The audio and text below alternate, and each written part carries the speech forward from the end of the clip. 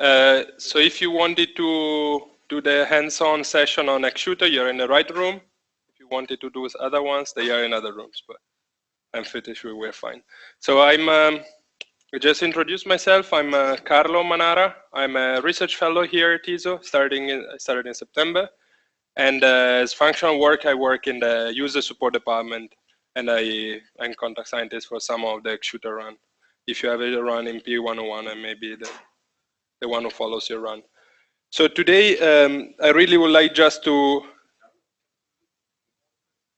yes, good evening, Australia. I see there are a couple of people connected. If you have issues in listening, in hearing me, or you have any question, just go ahead. It's fine. Today, how I foresee this session is really to try to show you live a little bit how to reduce different kind of data with Exshooter using the reflex workflow, and then to try maybe to let you play either with your own data or with some of the data either from the demo or the data I provided, and they are on the instructions, and then we can interact a little bit more, and you can really try to reduce data yourself, which I think it's very useful. A question I have to start with is how many of you already used Exshooter data and maybe reduced Exshooter data? So I see not, okay, just a few. Do you have, for the others, do you have any experience with reducing any spectroscopic kind of data? Yes, so it's a little bit, okay. So just interrupt me if it's too long, if it's not easy to follow what I'm saying, but I'll try to, I'll try to go step by step. I'll try to show you a little bit how to use the reflex workflow, and to look a little bit at some of the checks you may do when you reduce data.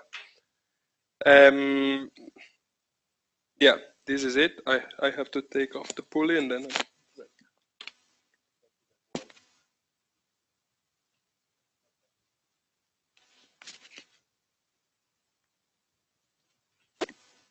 So the other question I have is, all of you managed to install Reflex and have it running? Yes.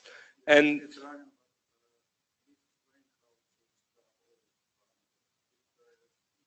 yes.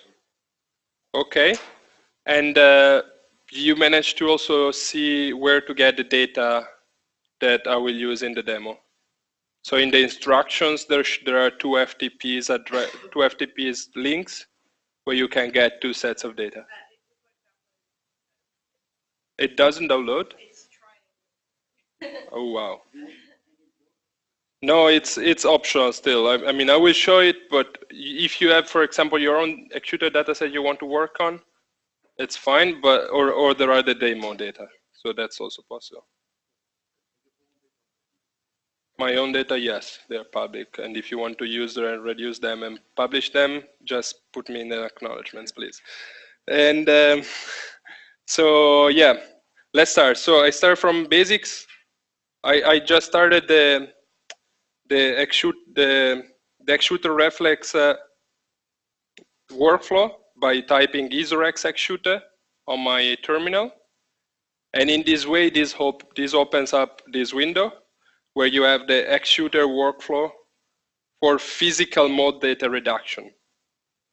So this is, this is for people like me that started to work with Exshooter when it was a new instrument. It's really nice, for example, to see that the physical model of the instrument works very well right now. So the data produced using the physical model for the instrument, which assumes all the paths of the light, the flexure in the instrument, etc., is actually a very good way to reduce the data and to understand how to go from the 2D spectrum to the rectified 1D spectrum. I will start by changing a few directories. So as Ludovico was showing yesterday, the first thing you usually do when you want to reduce some data is to set up the directories. So I always change also root data dir, that in this case I will put to this path where I want to reduce my data, and I will also change raw data dir. This is the directory where all your raw data are. It can be also in subdirectories, some directories of this path, but that's where all the raw data should be, including the science data and the calibrations. So with just changing these two parameters, you will then have different outputs directories. So here, as you see, this is the end products where all the final science calibrated data will be. It will be a subdirectory of this root data directory.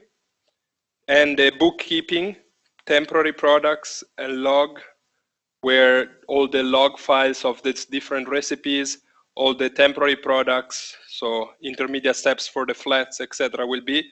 It's again a subdirectory of root data dir. Please go ahead. So this is a good question, and we can also maybe use the microphone for this for people in Australia. But we usually don't change the directory where the calibration data are. These are static calibration that are correct for the instrument. If you have your own calibration, yes, then you can change the directory there. But as it is stated here, only change calib data dir if you do not want to use the calibration data delivered with the pipeline. So if you want to use spatial calibrations, yes. But if you want to use the normal ones, you should.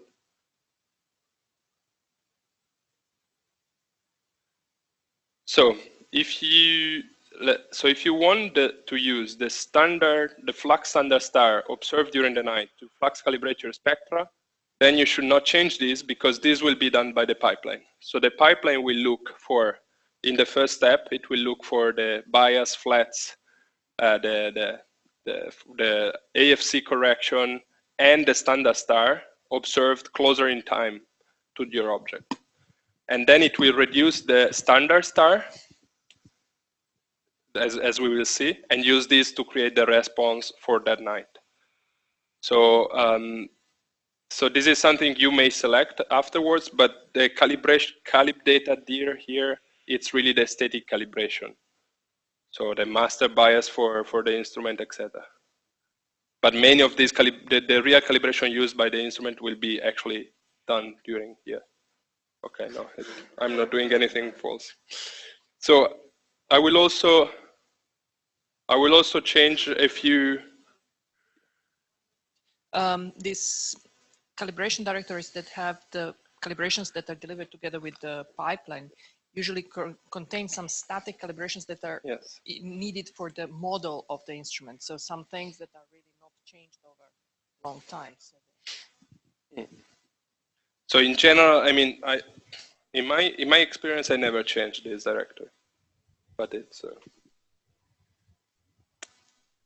So then the other place where we can change something is the global parameters section.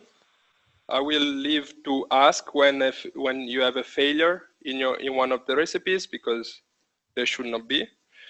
And I will leave to false the erase directories because I want to keep all the intermediate steps. So you can put this to true if you want to save space on your computer, but then you will lose all the intermediate steps in the reduction. Then for the feeds viewer, I always prefer to give the absolute path, just to be sure it's getting what I want, but I use FV, as you will see, to look at the feeds files. I leave the global interactivity true. So I'm assuming all of you came yesterday to the Reflex hands-on session, so you know a little bit. You know a little bit about some of these parameters, but please stop if it's not clear.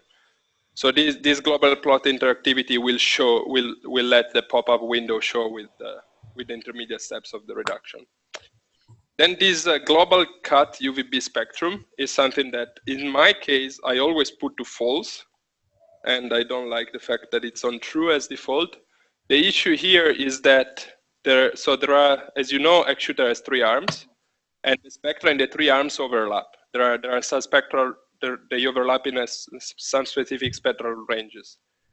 But at the end of the UVB arm, at about 560 nanometer, there is a big feature that it's really of the instrument. It's not real. It's in all stars and all galaxies in the sky, so it's of the instrument.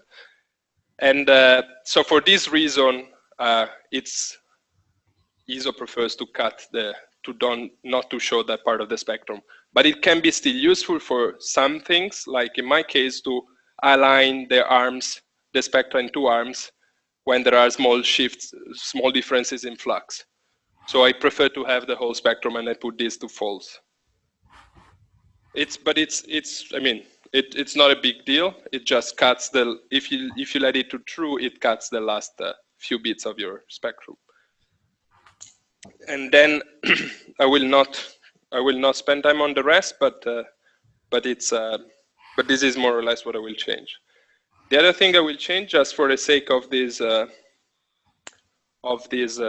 demo, is to change the interactivity of some of the actors. As yesterday was said, when you have an orange actor, this means that there is possibly a Python pop-up window appearing showing some results.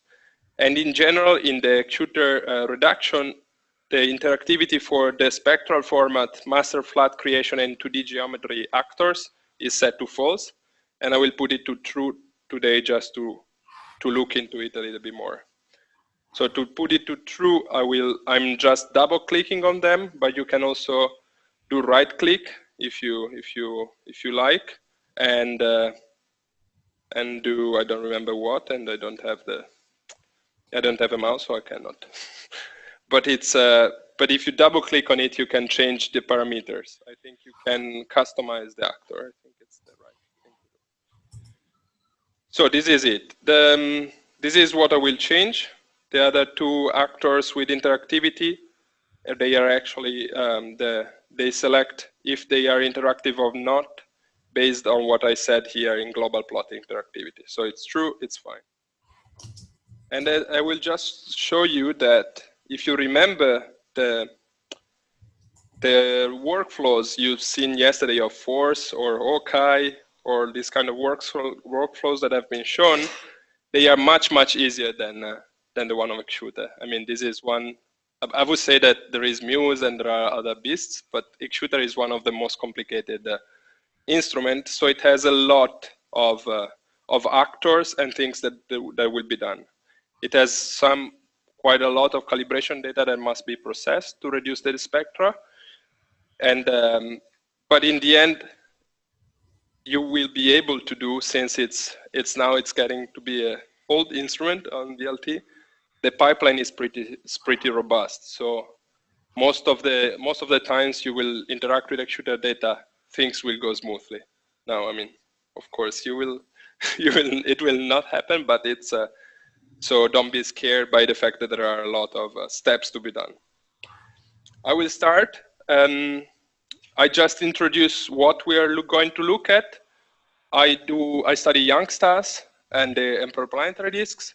So today I will show you one of my data set where I observe a very young star to actually look for absorption lines in the spectrum and emission line in the spectrum.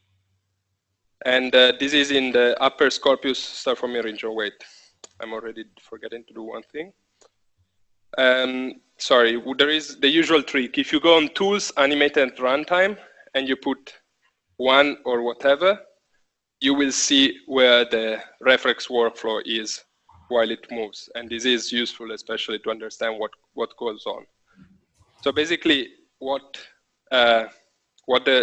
will go fast here because we are running it in lazy mode, and I already ran a reduction.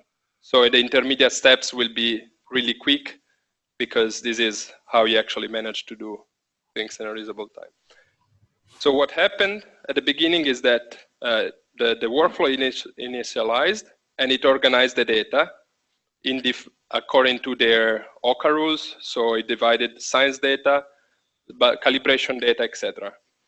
And it shows here in this window all the data I have in the folder called raw data directory. So there are a lot of telluric standard star, there is my target that has this very long 2 months day name, and again, a lot of telluric standard stars. You can get here main information, so the number of files attached to each of these data set, the ARM of the data set. As usual, they are always UVB, Vs, and near. You get the information on with which pattern they were observed. So here you have either stare or nodding observation for the stars. And I will come back. So I'll stop here for a second. Are you all familiar with difference between stare and nod observations? No is a fine answer, don't worry. No, okay, there is a no. So let me just show you this. This is a nice presentation from Andrea Modigliani, who wrote most of this pipeline. And it shows you, wait, there is in particular one slide that it's very useful for what I want to say. Sorry, I'm getting to there. Okay. So, yes, nodding. So you can actually, so of course, Xshooter is mainly a slit spectrograph.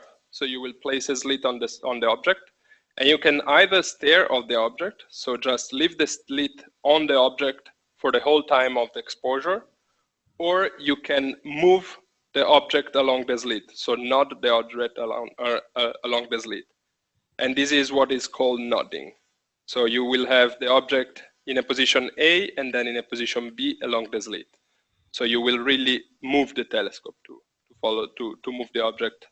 And you will do, usually what you do is you put the object in a position A in the slit, then you move the object to position B, then you do again, and you do one exposure in A, one exposure in B, then you do another one in B, and then you move to A again. And then if you want, you can do this cycle multiple times. The advantage of these techniques is that it's the best way to remove the sky, especially for point sources, and especially in the near infrared, because this is what will happen. You will have, as it is shown here, you will have the trace of the object and the sky all around it, and then in position A, the object, then in position B. So you see here, it's one of the orders of Xshooter, which is an Echelle spectrum, and you will have the spectrum first in A and then in B. And when you will subtract one to the other, you will actually have a positive and a negative trace. And what you do here is shown very nicely here. You will first do A minus B, so you will have the spectrum of the target here and the negative of it on the other side. You will do the same with B minus I, then you will shift the two. So, and you will do this simple, I mean the pipeline does it. You will do this simple shifting and addition, and what you will get is that you will get a very clean spectrum where the sky has been subtracted simply because you subtract two different exposures, and you will have one trace of your object and two negative traces of your object. So this is a combination of 4 exposures to remove the sky properly. Stare instead this is an offset, so it's slightly different than stare. Stare instead you will just, I don't have it here, I think, yes. In stare you will have basically to find the sky in the regions of the slit where there is no emission from the object, and there you will model the sky and remove it from the spectrum of the star. The reason why in my observations I used both methods is that stare is slightly more efficient from the point of view of the time needed to run the observations. So if you have a very bright object, you can use stare. And if you're fine with the reduction of a removal of the sky that it's not perfect, you can save some minutes, and VLT time is very expensive. And what I did in my observation was to observe first in nodding the target using very narrow slits. So here you get the width of the slits, 0.5, 0.4, and 0.4 arcsecond in the 3 arms. And then I did a very quick stare observation with large slit of the same object to have the flux calibration, absolute flux calibration of the spectrum, because with a very wide slit, you don't have any loss of so the object is always within the trace, within the slit, you don't have flux losses, and you can have a perfect flux calibration of the object. But today I will only show you the, yes, go ahead, sorry.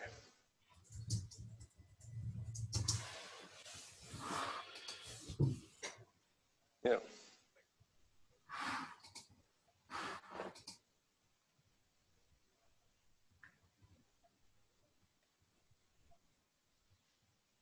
I would say it's not easy to do it. It depends a lot what object you look at.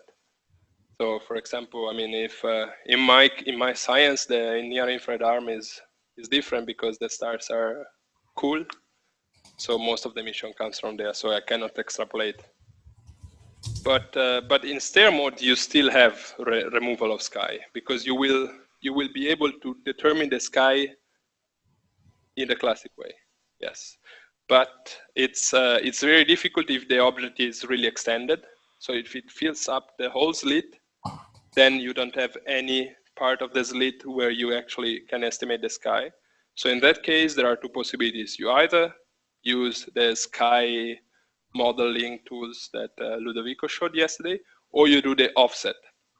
So you stare on the object, and then for the same time, you move the slit outside the extended object on the sky, and you do an exposure with the same exposure time, and then you go back to the object, and you go back and forth. In this way, you can model the local sky. So, but you have to do this. If you just stare on an extended object, then it's really complicated to remove the sky, especially in the infrared. Okay, so today I will just go briefly through the narrow slit objects. And as Ludovico showed yesterday, one can inspect the objects and what you will get. So here there is a small bug, I think. And what you will see here is the initial files, so the raw science frames. And as you see, there are 4 frames because there are 4 exposures, A, B, B, A position of nodding. So there are 4 frames for the UVB arm. There is a bed pixel map. There is the response. This is when there is an M, it's a static one. There is an extinction model, and then there are all the associated bias frames, all the associated flat frames, the 2D structure on the detector, the expected one, and the flexure frames. And then there is, this is what you were asking before, this is the associated standard flux star observation. So this will be reduced together with your science data. It has its own bias, flat, and 2D map frames, and it will be used to have a response function for the instrument on the night. I will not go too much in the details here, but I will just let it run, and what we will see is that the oh yes, soft end. Wow. Okay. Nice. This should not happen, but we will understand what's going on here. Execution failed. Good. This is really a hands-on session where we will really sort out the issues. It was working until yesterday, but we will manage to do it. Let's try again. So let's try maybe with starting just with the visible arm. Okay, it's working. So what happened here is that I chose the data set here, and then everything, so after I chose the data set, everything was initialized, and here you see with these black lines, the different kind of files are sent to different actors. So I got some very, master bias creator. This is usually you trust that the bias are good, and actually you need them mainly in the near infrared. So in the visible, it's not a big deal. But then you get here, which is where you actually have to model how the spectral format of your observations. And this is where we have the first interactive window. What you will see here, it's on the y-axis. Oh yeah, it's yeah. You will have here the basically the image that you have on the detector after you you let an arc lamp illuminate a pinhole on the detector. So you will see basically where the lines of this lamp are after passing through a pinhole. So you know exactly where the various lines should be on the detector, at which wavelength should be, and you will identify them on the detector. So this will give you the possibility to compare your physical model of the instrument with what you actually see on the detector, starting from the lamp where you know at which wavelengths the lines should be. So what you see here are all the different orders of the instrument with a very thin trace because it's a pinhole, and the black, the green and blue points are actually where the lines are identified, and I think so. Blue points are the predicted positions. Yellow points are the position that are found, and green points are where the model will place the line after fitting fitting the models of the observations with Gaussian, with multiple Gaussian fits. And you also see here the residuals that you can expect to see that this is in pixel. So as a function of the wavelength, this is the visible arm, so from 500 nanometers to 1 micron, you will see that the residuals from the fitting of the line position is less than 0.2 pixel along the whole spectrum, so it's pretty good in both cases. So you're fine with this. If you wanted to change something, you have here the possibility to change, for example, some parameters of the recipes, but we are fine with it, and so we continue with the workflow. And we will have this again because we have multiple exposures of it, but this is exactly the same of it, the same as before. And then we'll have the flat lamp pinhole. So it's really useful here. There are the name of what you're showing. So again, in this case, we have a pinhole on the before the camera, and we don't have an arc lamp, but we have a flat lamp. So we just see image all around the spectrum, all around the orders, and you see exactly the trace of the various orders on the detector. And again, the residuals here are very small. So this is 10 to the minus 1. So you have 0.1 pixel residuals of the trace of the spectrum from the model. So you're modeling your 2D structure of the spectrum quite well. And you will also have to do, you will do it again, because as before. And at this point, you have to create the master flat. So you will, in this case, you will have the slit on the spectrum, on the object, the slit before the camera, and you will illuminate again with a flat lamp. And what you will see here is that the model of the instrument is tracing the various orders. So this is the center of each order, and this is the upper part and lower part of the order. This is where the pipeline will extract the spectrum. So it's really important that it traces where there is illumination.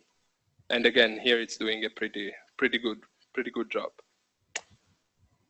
Again, here you can change parameters if you don't like what comes out, but in my experience, usually they are pretty good. This will be done 2 times because, as I showed you before, there are the flats for the target and the flats for the standard. Finally, yeah, maybe 4 times. Finally, we will move to the 2D geometry. Oh, that was the master flat, where you actually have, at this point, you have 9 pinholes on an arc lamp, and you just trace not only the position of the lines along the order, but also how it tilts within the same order in 2D, because the spectra, let me just give you here. So this is how you will see the lines on the orders. You will see that the lines are at a certain position along the order, but they are also tilted with respect to the order. So in this step, the instrument will be modeled simply really to get also the 2D structure along the orders. So in this way, we actually managed to have everything, all the informations, so we know what we have on the CCD. We know where the orders are, at which part of the order each wavelength corresponds, how the lines are tilted along the order, so the pipeline is able to then extract the orders, assign a wavelength to each position on the detector, and extract the spectra. So with the first thing it does, it extracts the standard star spectrum, the standard flux star, and you will see, and you see here several different how do you say, displays. So you see here the extracted spectrum. So this is in probably ADU or some other useless interesting units. Yeah, sorry, this is really big. But so this is the extracted spectrum of a standard star. So in the visible from 500 to 1000, and you see in blue the values, and like here you see it everywhere. There is also the uncertainty on the flux, the 1 sigma uncertainty on the flux, which is very small because this is really a well exposed object.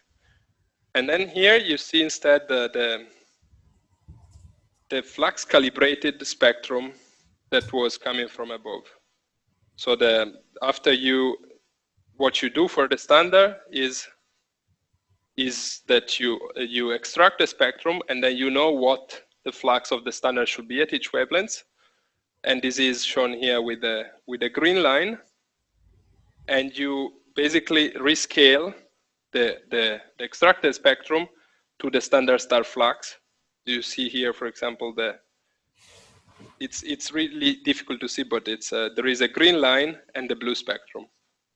And the way you rescale one to the other is with the instrument response curve that in this plot it's impossible to see.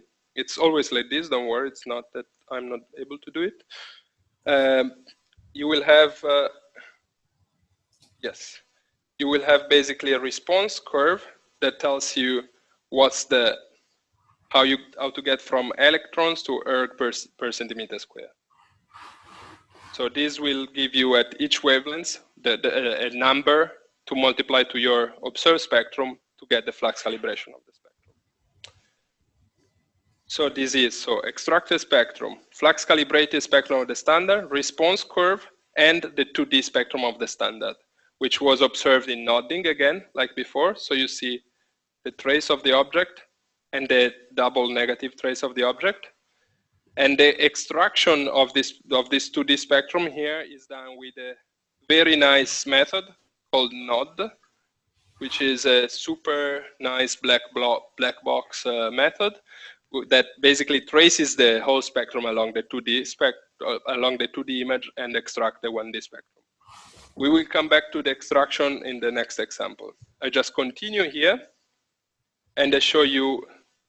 So we are now, yes. So we went through the instrument response actor. This was the one before. And now we have the science reduction. So finally, we have everything to reduce our data. We have all the bias flats. we know the 2D structure of the spectrum, and we have the response function. And we finally have a nice spectrum of a young star. So on top, we have the extracted spectrum, and the second box is the flux calibrated one. So you will see the shape changes a lot because this is due to the instrument response. But here you already see some very nice things in the spectrum. So for example, what I look at for my science is, for example, this part of the spectrum where you see the H-alpha line in emission, or here you see the lithium absorption line. So this confirms that we actually looked at a young star. Yes? This star, it's probably 18 magnitudes or so.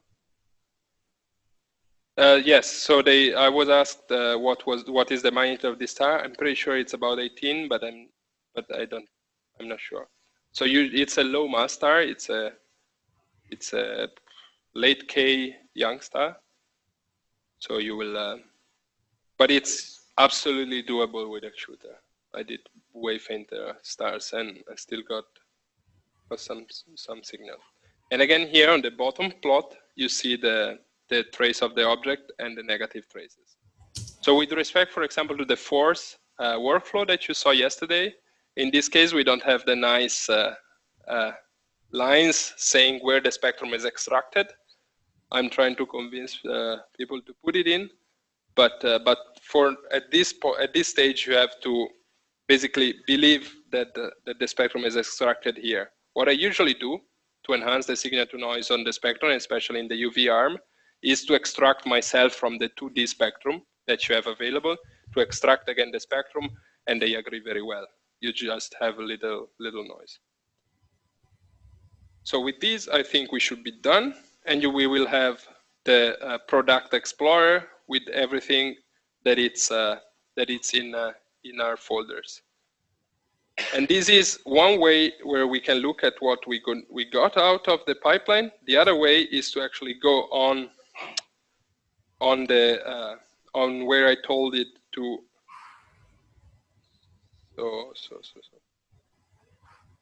So you see here from the names of the folders that this is actually real science, not. So I told the pipeline to put the results of the reduction in this folder, red reflex J1604. And you have here 4 main folders. One is end products. This is the most interesting. This is where you will have what has been in, after you go to a couple of folders, you will have what the outcome, the calibrated science data of your observations.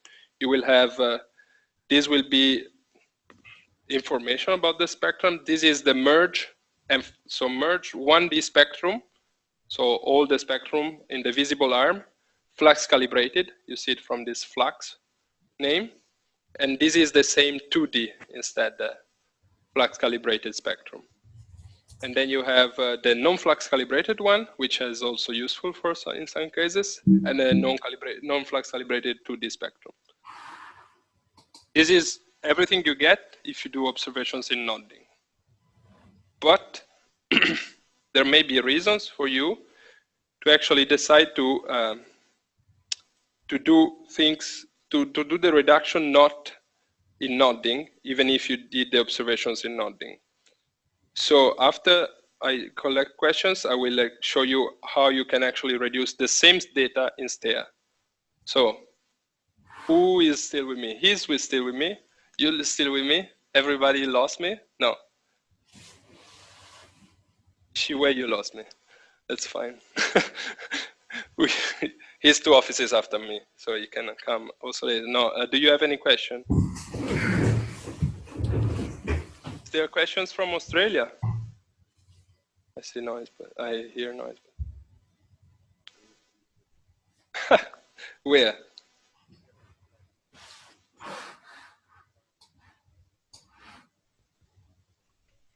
Okay, this is so this is a problem of the installation prop then. So if you type isoreflex minus L, what did you get? Okay. Yes.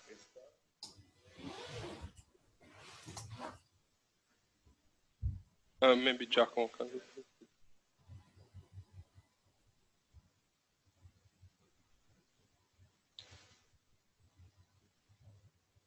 So, but I hope you've seen now that that things can go quite smoothly, and if you don't want to interact too much with the pipeline, everything is really easy to do. So what I want to try to show you now is what happens if you instead decide you want to reduce, for example, your data in stair instead of nodding, which means you take an individual frame and you don't combine, so you don't combine the 4 positions of the object, but you take just one frame. To do that, you have to go on Data Organizer and double click on it and change here the OCA rules. So this is where you set what OCA rules you use to select the targets. And instead of using executor_workflow.oca, you add an underscore stair. If you do this, what happens is that if you run your workflow like before, you will have a very different. You will have a quite different number of targets on this select dataset window. This is because each individual exposure will be considered as one science frame. Before, when I was trying to see whether the data were taken in nodding, the 4 frames of the 4 nodding positions were considered as one data set.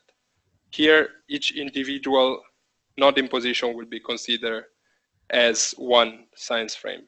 And I will just proceed with one. I will go very quickly through the first steps. So this is, I just chose one, and again, a visible arm observation. And this will go through, the workflow will go again through the same steps as before. It will calibrate the 2D response of the instrument. And I will just disable for now because I want to go to the final part of the reduction. It will create the flats. As you probably remember, this is where I was tracing the orders of the instrument. I disable again the window and I continue the workflow. It goes to the 2D geometry. So again, as before, it tells me exactly on the detector where each wavelength is. Again, I disable the window. It goes to the standard star. As before, we have the extracted standard star, the flux calibrated one, and the instrument response. This is again done in nodding, even if I select a stair, because it was done like this when the observations were taken. And then we go to the science reduction, which is now a little bit different than before. You have, again, the extracted spectrum. You have the flux calibrated spectrum. And then you have the 2D object and the 2D sky. So what happened here is that basically it took only one nodding position where the object was in the lower part of the slit. So you see that you only see the trace of the object and you don't see the negative trace of it. You see the sky is much brighter than before because the sky subtraction is not that good. And here you see how the sky was modeled. What the pipeline did was basically to take here a slice and compute the sky there. And then to extract the spectrum. And here is where we have to look what happened, because here we don't have the cool node extraction routine, but we have a manual localization of the spectrum routine. And if you go here on localize, you see that you have a manual extraction and you see a lot of interesting parameters. For example, the position along the slit where the spectrum is thought to be. So if you do stair observations, what you usually do is you put the object at the center of the slit. But if you do nodding, you don't center the slit on the object, but you shift it. So what the pipeline did here is to consider the trace of the object to be as 0 and to extract from plus or minus 2 arc seconds along the slit. So basically it went from here to here. And as you see here, probably, I mean, for you, it may not be that easy because you're not so familiar with this kind of spectra. The spectrum is going to 0 quite rapidly because you're just getting a small part of the spectrum, the upper part of it, and you're not extracting along the trace of the spectrum. So we can try here to change one parameter. So we can try to see here, so the object you see here, y is minus 2.7. So instead of localized lead position to 0, we do minus 2.7, yes. And I'll do this to then compare. I take a screenshot. So I changed one parameter of the localization of the spectrum, and I rerun the recipe. So it does exactly the same thing as before with just one parameter different.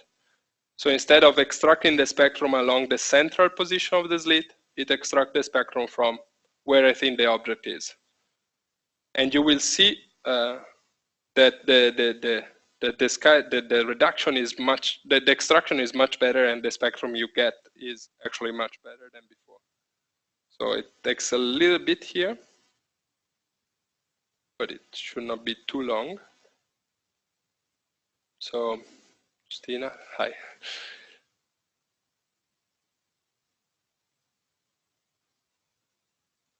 And so while we wait, so anyone working on extended objects? Please show yes. Yeah, you work on extended objects. I will also show what I will then.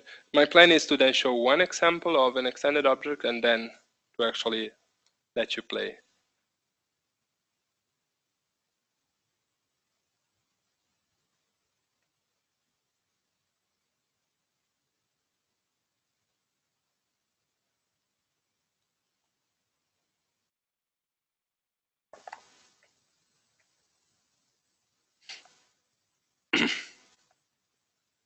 Wait, it's taking ages. I don't know why.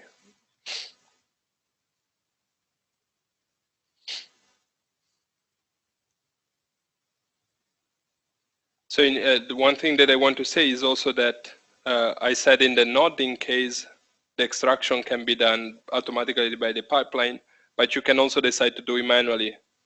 So you will have to change parameters in this same recipe. Instead of node, you will use the localize method, and then you can change the parameters like we're doing now. So this is something that can definitely be done as well.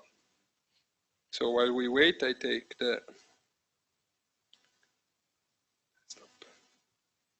screenshot to compare with.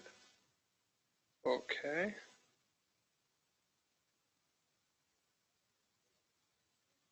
Yes. Yes.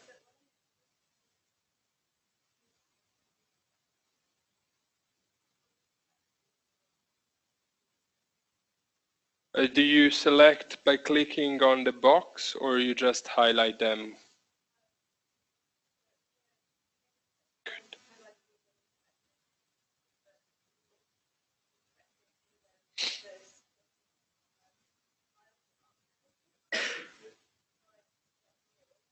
Okay.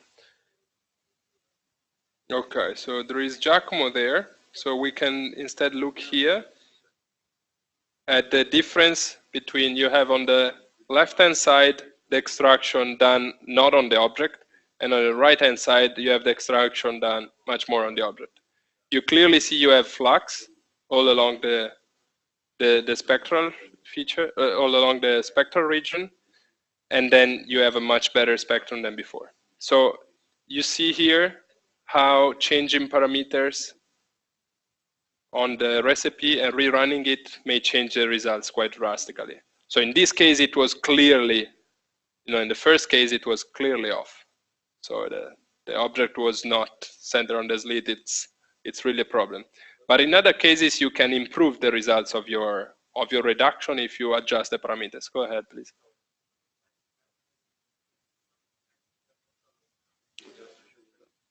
The trace, yes. So he was asking if the trace is banded. Yes, it is. And it is even more banded in the UV arm. So this is mainly due to atmospheric dispersion. There is also some part of the instrumental bending, but this is taken into account. So in general, the pipeline will try to extract the spectrum on a very large window. So plus or minus 2 arcsecond for a point source at Paranal, it's a lot.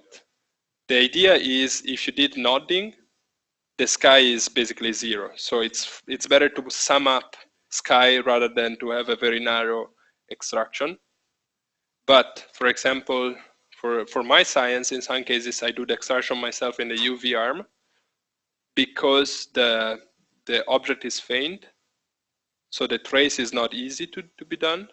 And the narrower trace I do, the less noise I add. So you can improve it. But in general, the idea is to get a very large extraction window to be sure you don't miss anything, even if there is a little bit of bending.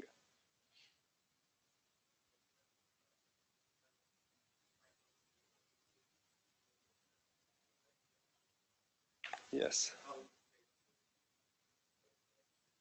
So I'm pretty sure that if you have a strong emission line object, now you will maybe still do nodding. So in a certain way, the nodding recipes knows exactly where the spectrum will be. Because you say at the beginning of your observations, you told the telescope where to put the targets in the slit.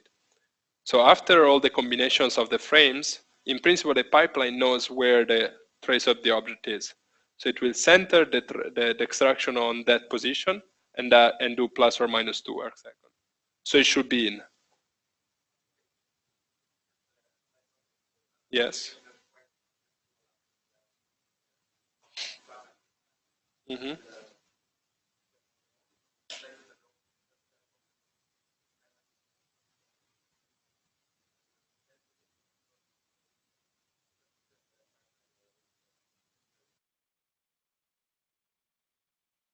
Sorry, I didn't. Can you please repeat? Yes.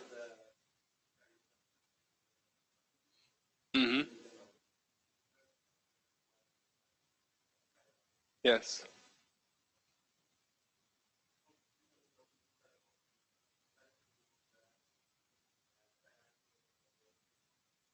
Yes. Yes. Yes.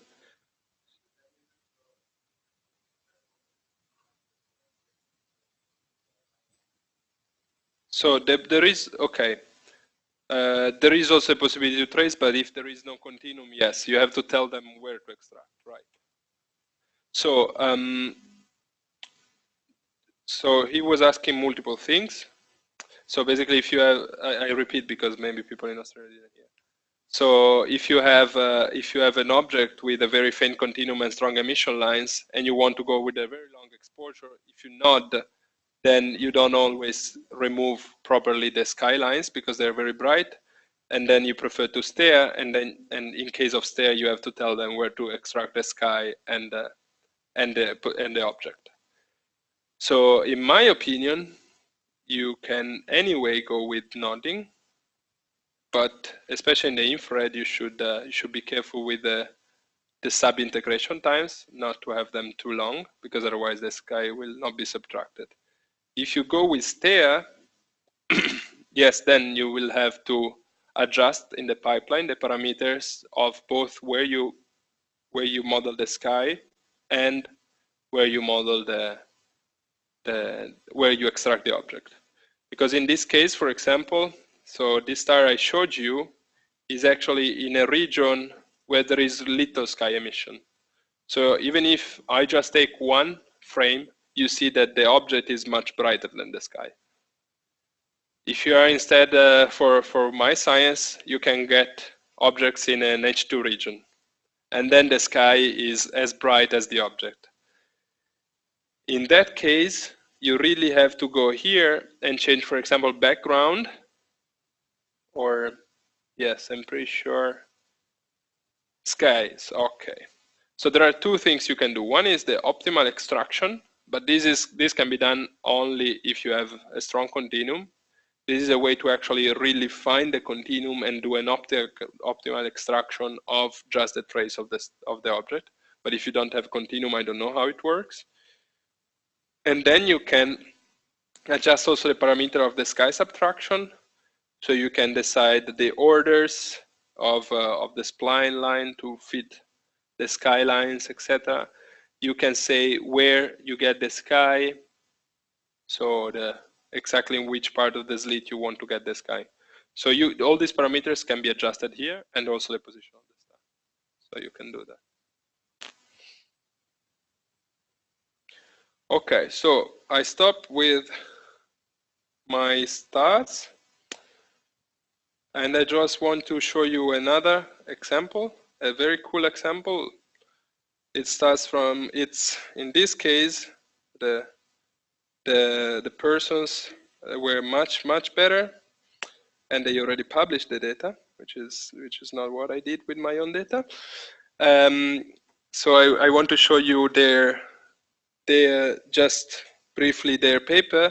They basically wanted to model the structure of the wind from the Eta Carinae star, binary star. So they went, you see it here on this image.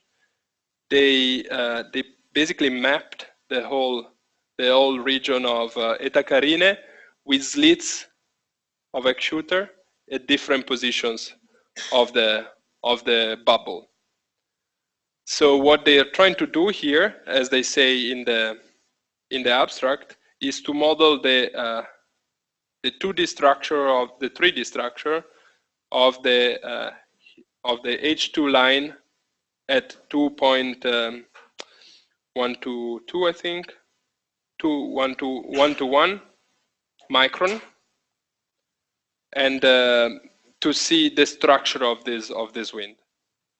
So for this kind of so I can reduce this data again with the same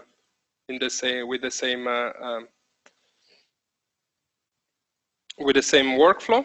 What I have to do, of course, is to change again the where we get the data here. So the raw data are on my hard drive here. So I change the directory of raw data. Then I will change also where I want to put the reduced data, because I don't want to have everything on my laptop. Okay. And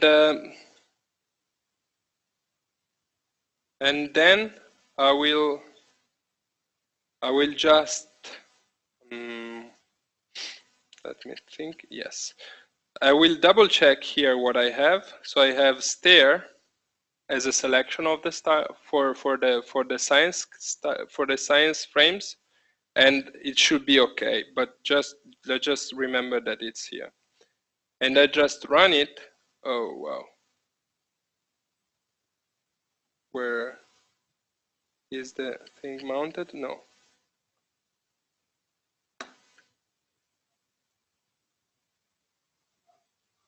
It does not see the hard drive. Let's see. So this is the advantage of having a new Mac, where you need 3 adapters to connect an HD, an hard drive.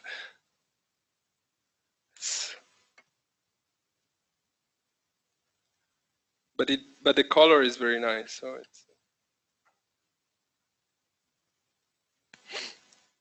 it's not working. It's not. Oh yes, it is. So.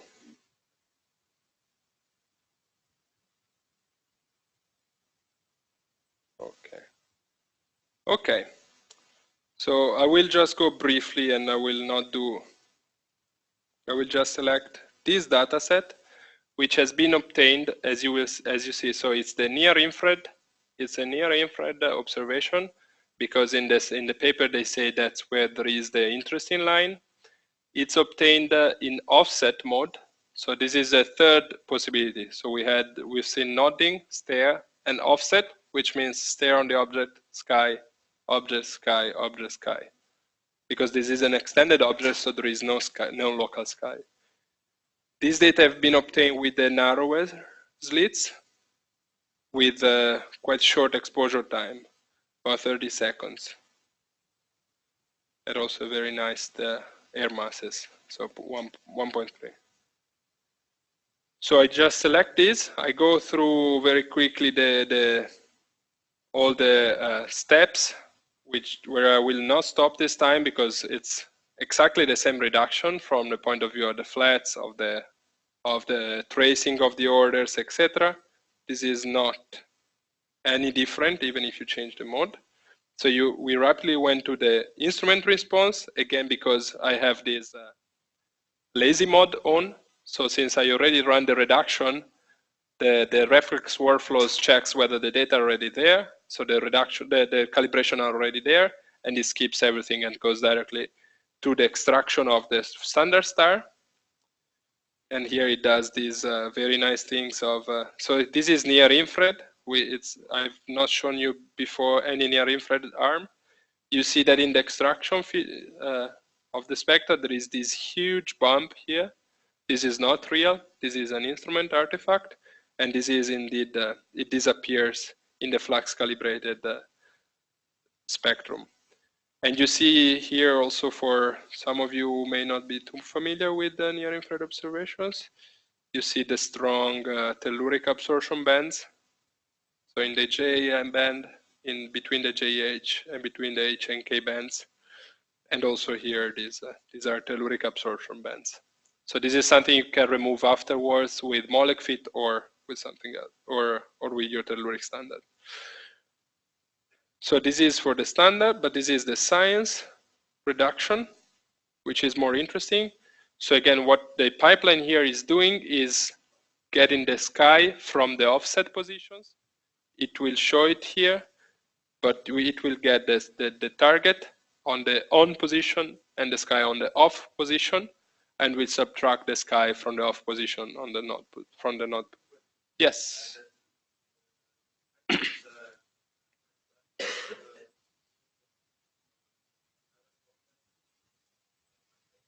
Yes, so as all the pipelines, if there is associated to the dataset a standard flux star, then the end products will contain both the non-flux calibrated spectrum and the flux calibrated one.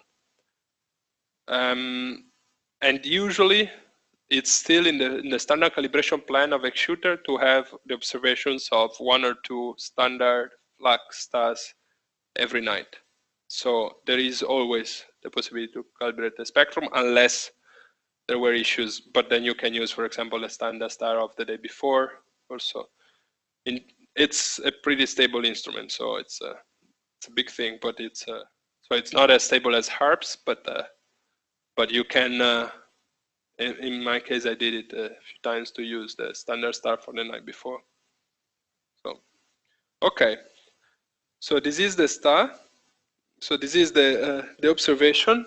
You see the extracted spectrum, the flux calibrated 1D spectrum, and then you see the 2D merged spectrum and the 2D sky spectrum.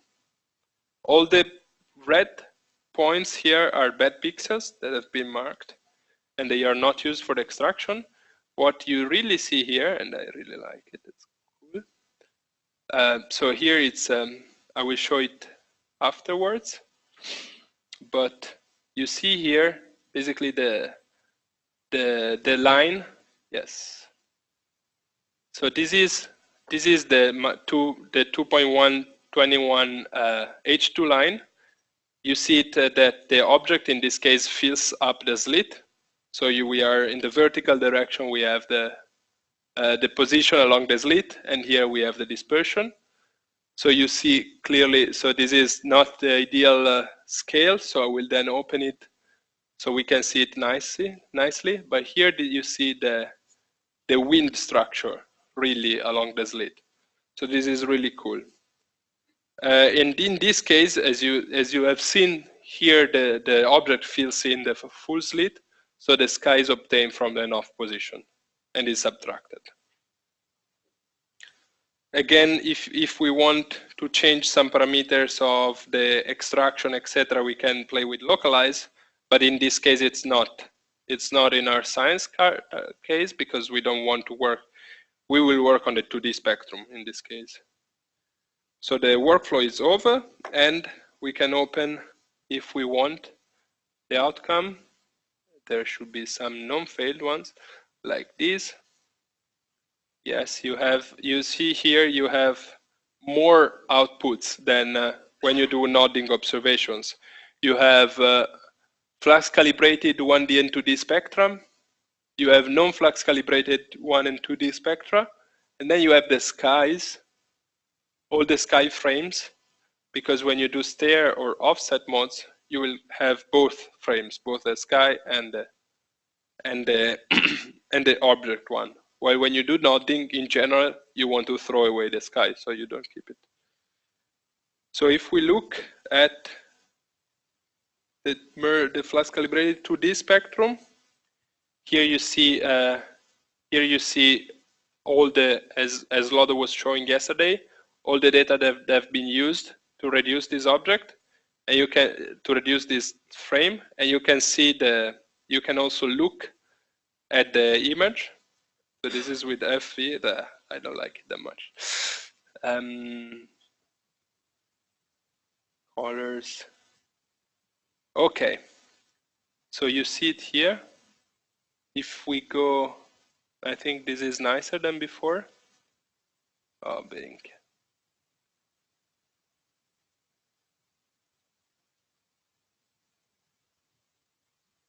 Okay. Nah, that's another line. Sorry. Replot. This is really a bad tool. Let's do it in another way. No, I'll do this. I'll do this. It's better, I think. Eta Carina, red reflex, and products. And I go to the last reduction, which is the one I did today. And I'll open with a better tool. This line. Science, slit, flux, merge, 2D. Okay. Let's go on the scale. Let's zoom out a little bit to move the region where the most interesting line is. So you see this is already a nice line, but this is not what we want. This is it. So this is the line they wanted to use. If we zoom in a little bit.